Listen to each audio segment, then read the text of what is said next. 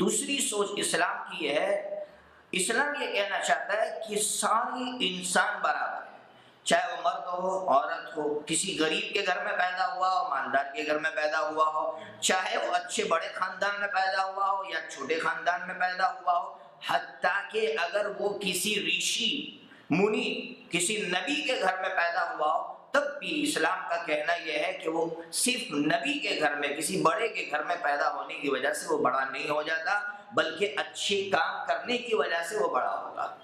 یہ اسلام کی دوسری سوچ ہے۔ تیسری سوچ اسلام کی یہ ہے کہ ہم کوئی بھی انسان اس کے ساتھ اچھا ویوہار کرنے کی سوچ ہے۔ تیسری سوچ اسلام کی یہ ہے کہ ہم کوئی بھی انسان اس کے ساتھ اچھا ویوہار کرنا ہے، کسی بھی دھرم سے تعلق رکھتا ہے۔ اگر ہم کسی بھی انسان پر تھوڑا سا بھی ظلم کریں گے تو اسلام کا کہنا ہے کہ مالک اس دنیا میں بھی سزا دے گا، اور اس دنیا کے بعد ایک دوسری دنیا ہے، ایک دوسرا لوک ہے، انیہ لوک، جس کو قرآن میں آخرت کہا گیا ہے، پوتر قرآن میں، وہاں مالک حساب لے گا کہ تم نے تمہارے بھائیوں کو تکلیف پہنچائی، تم نے انسانوں کو تکلیف پہنچائی، حتیٰ کہ اگر وہ جانور کو تکلیف پہنچاتا ہے تو مالک حساب لے گا۔ یہ اسلام کی سوچ ہے۔ لیکن بہت سے غیر مسلم بھائیوں کو یہ سوال ہوتا ہے کہ جب اسلام یہ تعلیم دیتا ہے، یہ شکشا دیتا ہے کہ ایک جانور کو تکلیف پہنچانے میں مالک جو ہے حساب لے گا اور سزا دے گا، تو پھر پوتر قرآن میں تو مارنے کی باتیں ہیں۔ تو سمجھیے، سب سے پہلے تو میں اپنے ان بھائیوں سے یہ کہوں گا کہ تم نے پوتر قرآن کو پڑھا نہیں ہے، پوتر قرآن کے ایک سینٹنس کو پڑھا ہے، جبکہ پورا پوتر قرآن کیا کہہ رہا ہے آپ اٹھائیے، پارٹ نمبر 6 کے اندر آپ کو ایک سینٹنس ملے گا، مالک اس میں یہ کہنا چاہ رہے ہیں کہ یاد رکھو اگر تم نے کسی انسان کو بغیر قصور کے مارا تو یوں سمجھو پوری انسانیت کو مارا ہے تم نے، اور اگر تم نے ایک انسان کو بچایا مرتے ہوئے تو یوں سمجھو کہ تم نے پوری انسانیت کو بچایا۔ ایک انسان کی قیمت اسلام میں اتنی بڑی ہے۔ اس سے آگے بڑھ کر آپ آئیے، پارٹ نمبر 24 کے اندر آپ کو ملے گا، مالک یہ کہہ رہا ہے کہ کوئی تمہارے ساتھ برا ویوہار کر رہا ہے، تم اس کے ساتھ اچھا ویوہار کرو، اچھا سلوک کرو۔ مارنے کی اجازت ہے، وہ اس کو مار رہا ہے اور روزانہ گھر میں جھگڑے ہو رہے ہیں، تو اب یہ دوسرا بھائی جو اچھا تھا وہ یہ سوچ رہا ہے کہ میں یہ گھر چھوڑ دوں، خواہ میری وجہ سے گھر میں انتشار پھیلا ہوا ہے اور آپس میں جھگڑے ہو رہے ہیں، میں یہ گھر چھوڑ کر چلا جاتا ہوں۔ وہ بھائی اس دوسرے بھائی کا نفع سوچ کر یہ گھر چھوڑ کر 450 کلومیٹر جاتا ہے، جس کا نام ہے مدینہ منورہ، اس دھرتی پر جا کر رہتا ہے۔ اس کے باوجود اس بھائی کا پیٹ نہیں بھرتا، یہ یہاں سے وہاں مارنے کے لیے جاتا ہے، پوتر مکہ کو چھوڑ کر مدینہ منورہ مارنے کے لیے جاتا ہے۔ تو آپ بتائیے وہ دوسرا بھائی جس کی سوچ اچھی تھی، کیا وہ 450 کلومیٹر جو وہ اپنی پراپرٹی چھوڑ کر گیا، اپنے رشتہ داروں کو چھوڑ کر گیا، اپنا سب کچھ چھوڑ کر گیا، اب وہ مدینہ چھوڑ کر بھی چلے جائے؟ یہ تو بزدلی تھی۔ اب قرآن نے کہا کہ اب آپ اپنا ڈیفینس کر سکتے ہیں، اگر وہ آپ کو مارنے کے لیے آ رہے ہیں تو آپ اپنا ڈیفینس کر سکتے ہیں۔ تو قرآن نے یہ بات سمجھائیے، قرآن نے مارنے کے لیے نہیں کہا ہے، اسلام دھرم کی یہ سچائی ہے کہ اسلام دھرم ہی نے کہا ہے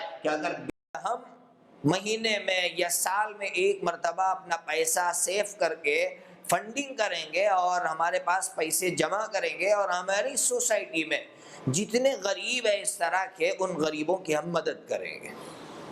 اگر کسی کو لون کی ضرورت ہے اس کو لون دیں گے، کسی کو قرض کی ضرورت ہے اس کو قرض دیں گے۔ اور نمبر 2، ہماری سوسائٹی میں ہمارے ہوتے ہوئے کہیں بھی ظلم نہیں ہونا چاہیے، اگر ظلم ہوگا تو ہم اسے برداشت نہیں کریں گے۔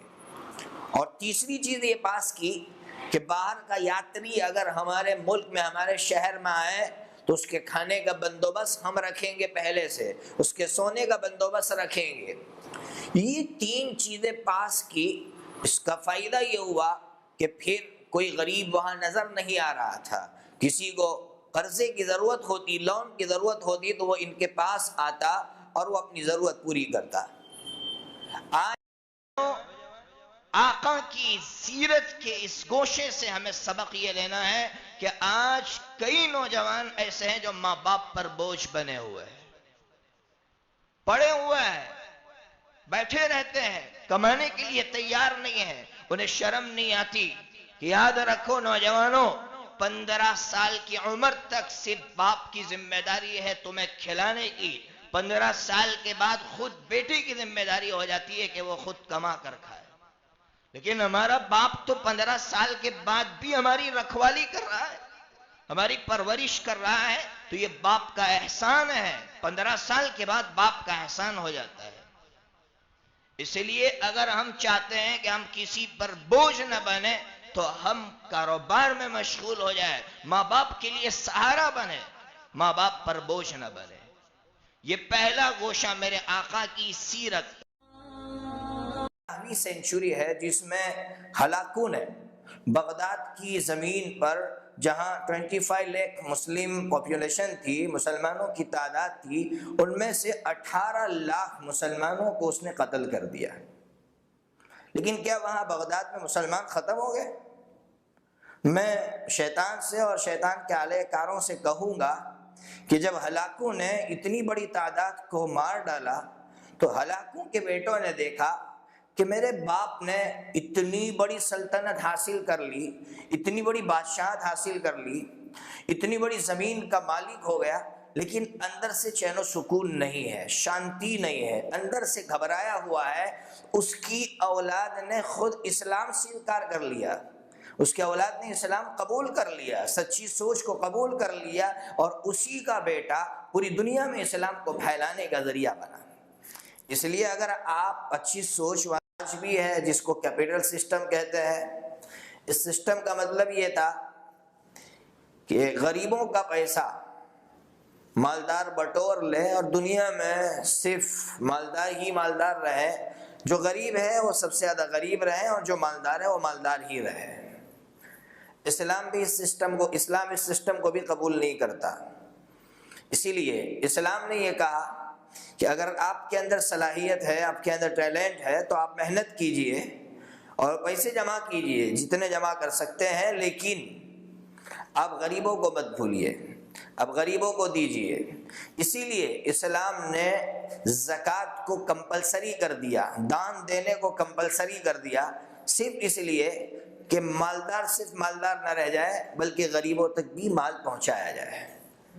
مجھے اصل جو سنانا ہے وہ یہ ہے کہ آج جو بینکنگ سسٹم ہے، چاہے ہمارے ملک میں ہو، بہنوں سے کہوں گا کہ اگر میں آپ سے یہ پوچھوں کہ آپ نے اپنے باڈی کے پارٹس کیوں چھپائے، صرف چہلہ کھورا رکھا، باقی باڈی کے دوسرے پارٹس تو آپ نے چھپائے، تو وہ خود جواب یہ دیتی ہے کہ ہم نے باڈی کے پارٹس اس لیے چھپائے کہ اگر ہم اس کو کھلا رکھیں گے تو معلوم نہیں اس میں اٹریکشن ہوتا ہے، کھچاؤ ہوتا ہے، تو کون سا نوجوان، کون سا انسان ہماری عزت کو رون ڈالے، ہماری بے عزتی ہو جائے، ہمارے ساتھ کھیل کھیلا جائے۔ تو میں ان بہنوں سے کہوں گا کہ اگر باڈی کے پارٹس آپ اس لیے چھپا رہی ہے کہ اس میں اٹریکشن ہے اور کوئی بھی اس کی طرف دیکھ کر آپ کی عزتیں لوٹ سکتا ہے، تو سب سے زیادہ اٹریکشن تو چہرے میں ہے، تو پھر چہرے کو کیوں نہیں چھپایا جاتا؟ اگر آپ اس کو مانتی ہے کہ باڈی کے دوسرے پارٹس کو اس لیے چھپایا جائے کہ اس میں اٹریکشن ہے، اس میں کھینچاؤ ہے اور اس کی وجہ سے عزتیں لوٹی جاتی ہے، تو سب سے زیادہ اٹریکشن تو چہرے میں ہے اور اس کی وجہ سے سب سے زیادہ عزتیں لوٹی جاتی ہے، تو پھر چہروں کو تو چھپانا چاہیے۔ عام طور پر ہمارے یہاں لوگوں کو غلط فہمی یہ ہے کہ وہ یہ سمجھتے ہیں کہ سری رام چندر جی کا نام رام ہے۔ سری رام چندر جی کا نام رام چندر ہے، اس کا ارتھ ہوتا ہے رام کا پریہ، رام کا پیارا، رام کا محبوب۔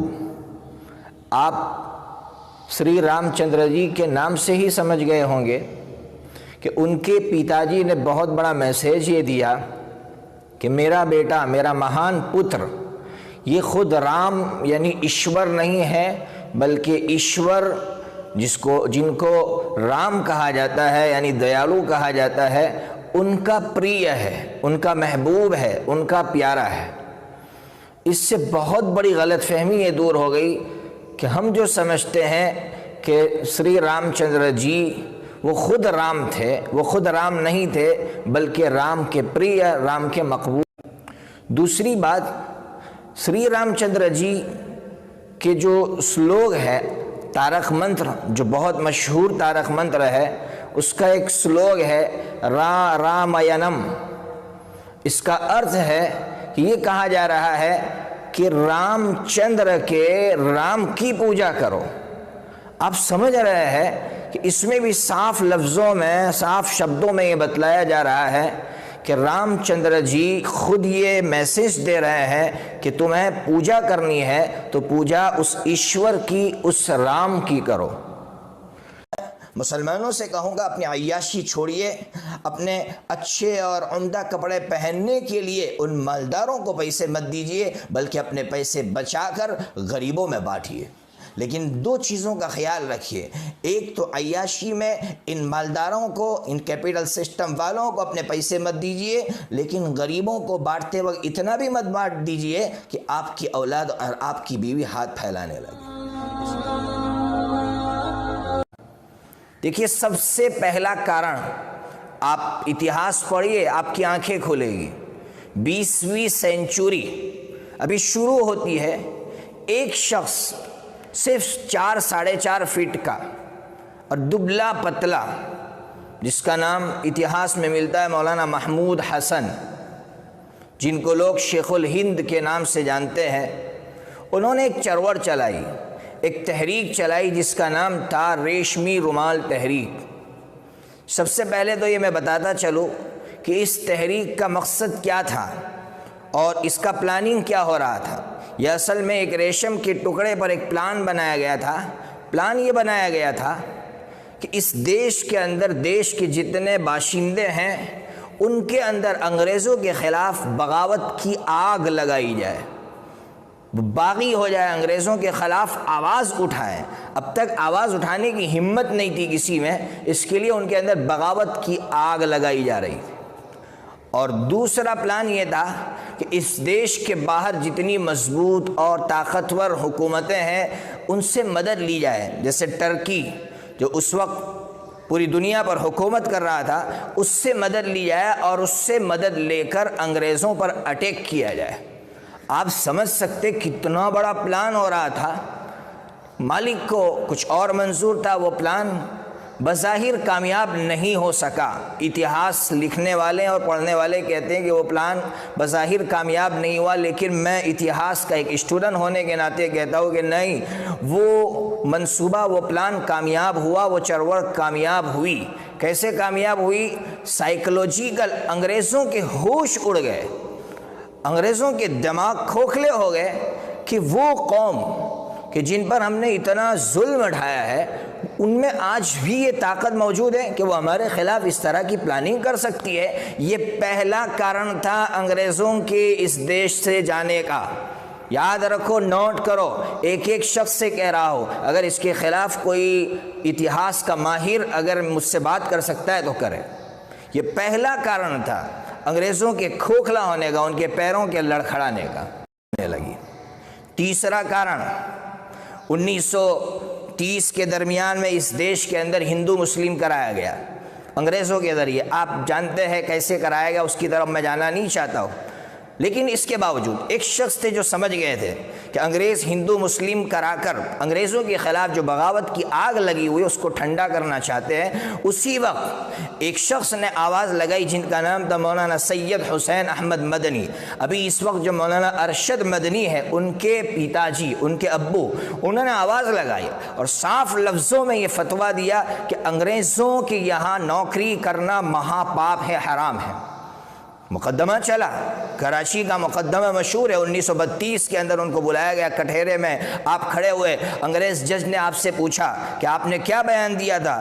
آپ نے اس وقت صاف لفظوں میں کہا، میں نے کل بھی کہا تھا، آج بھی کہہ رہا ہوں اور آئندہ بھی کہوں گا کہ انگریزوں کے یہاں نوکری کرنا حرام ہے۔ مولانا محمد علی جوہر وہاں کھڑے تھے، آپ کے پیر پکڑ لیا اور کہا مولانا بیان بدل دو، آپ جانتے ہیں اس کی سزا سے پھانسی ہے۔ مولانا نے کہا میں بیان بدل نہیں سکتا، اگر بیان بدلوں گا تو میرا ایمان بدل جائے گا۔ انگریز جج نے جب یہ حوصلہ دیکھا، آپ شاید یہ سمجھ رہے ہوں گے مولانا کو پھانسی دے دی ہوگی، انگریز جج نے سوچا کہ پھانسی ان کے لیے بہت چھوٹی سزا ہے۔ کیا سزا دی آپ جانتے ہیں؟ ان کو 2 مہینے کی کھڑی بیڑی کی سزا دی۔ کیا مطلب؟ 2 مہینے تک کھڑا رہیں گے، بیٹھ نہیں سکتے، اگر بیٹھیں گے تو وہ جو نوکیلے سلیے آتے ہیں وہ آپ کے پیروں میں بالکل گاڑ دیے گئے تھے کہ جیسے ہی بیٹھے تو پیروں میں گھس جائے۔ 2 مہینے تک کھڑی بیڑی کی سزا دی گئی اس دیش کی آزادی کے لیے آواز اٹھانے والوں کو اور انگریزوں کے خلاف بغاوت کی آگ لگانے والوں۔ کس میں دم تھا، کس میں طاقت تھی؟ آج ان پنوں کو چھپایا جا رہا ہے۔ انگریز کے حوصلے ٹوٹ گئے تھے، انگریز اندر سے کھوکھلا ہو چکا تھا ان کے جذبات کو، ان کی فولادی یہ ہمتوں کو دیکھ کر کہ یہ کیسے فولادی ذہن کے لوگ ہیں کہ جیسے آگ کے سامنے فولاد جاتے ہیں تو وہ تلوار بن جاتی ہے، اسی طرح یہ کروں گا 1946 کے اندر جب اس ملک کی آزادی کی خوشبو لوگوں کے ناک تک پہنچ رہی تھی، اس وقت سنویدھان چناؤ ہو رہے تھے۔ سنویدھان چناؤ کے لیے الیکشن لڑنے کے لیے بھیم راؤ ڈاکٹر بابا صاحب امبیڈکر بمبئی سے الیکشن لڑ رہے تھے، لیکن بڑی ذات کے لوگوں نے ان کو ہروا دیا۔ وہ ہار نہیں گئے تھے، ان کو ہروا دیا، تو کلکتہ کے مسلمانوں نے ان کو وہاں بلایا اور وہاں سے انہوں نے الیکشن لڑا اور وہ الیکشن جیت گئے۔ میں آپ کو یہ بتانا چاہتا ہوں کہ اس وقت مسلم سمودائے نے اس دیش کی آزادی کو باقی رکھنے کے لیے، اس دیش کی آزادی اس دیش کے سنویدھان کے باقی رہنے میں تھی، اس کو باقی رکھنے کے لیے یہ نہیں دیکھا کہ کس سمودائے کا بندہ ہے، بس یہ دیکھا کہ اس دیش کی آزادی کس طرح بچ سکتی ہے اور کس طرح باقی رہ سکتی ہے۔ ان کو بھی آگے بڑھا کر ان کو الیکشن جیتوایا۔ آج یہ دیش اگر کسی اس سنویدھان کی بنیاد پر آزاد ہے تو اس میں وہ مسلم سمودائے کا بہت بڑا رول ہے۔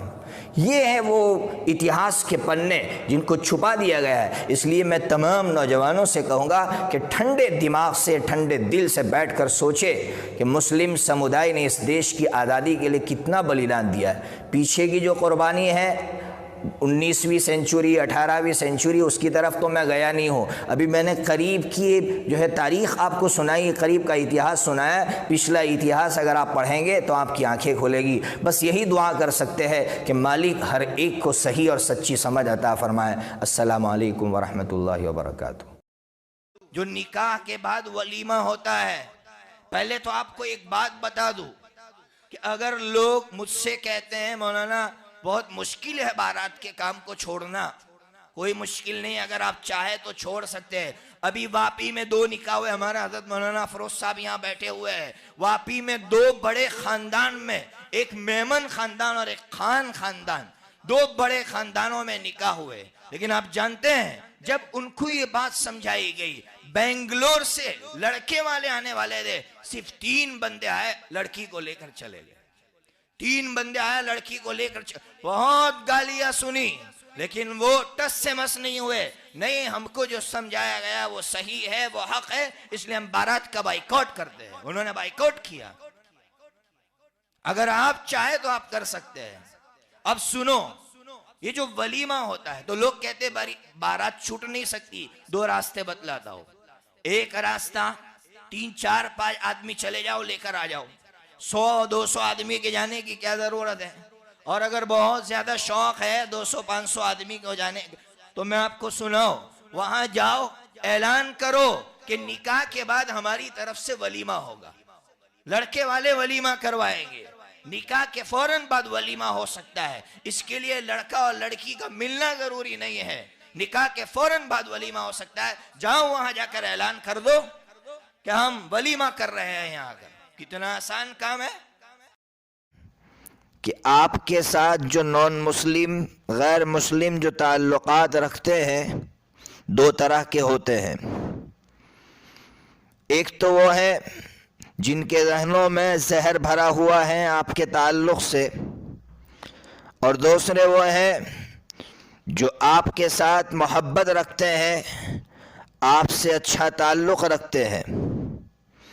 اللہ تبارک و تعالی یہ فرما رہے ہیں کہ وہ غیر مسلم بھائی جو آپ سے اچھا تعلق رکھتے ہیں، آپ ان کے ساتھ احسان کا معاملہ کیجیے۔ اب سوال یہ ہے کہ آج اس وقت جو موجودہ صورتحال ہے، موجودہ حالات ہیں، ان حالات میں غیر مسلم بھائیوں کی اکثریت ہمارے ساتھ ہے، ہمارے ساتھ اچھا تعلق قائم کیے ہوئے ہیں۔ ہم ان کے ساتھ کس طرح احسان کا معاملہ کریں؟ سب سے پہلے ہمیں ان کے سامنے اسلام کی سچائی کو پیش کرنا ہے۔ اس کے لیے ہم چینلوں کو استعمال کر سکتے ہیں، ہم اس کے لیے سوشل میڈیا کا استعمال کر سکتے ہیں، اور اگر ہم خود اچھی طرح ان کے درمیان میں بات نہیں کر سکتے تو بہت سے مسلم علماء، مسلم اسکالر کی جو اسلامی تبلیغ ہے ہم ان کے سامنے پیش کر سکتے ہیں۔ نمبر 2، ہمیں ان کے سامنے اچھے اخلاق پیش کرنے ہیں۔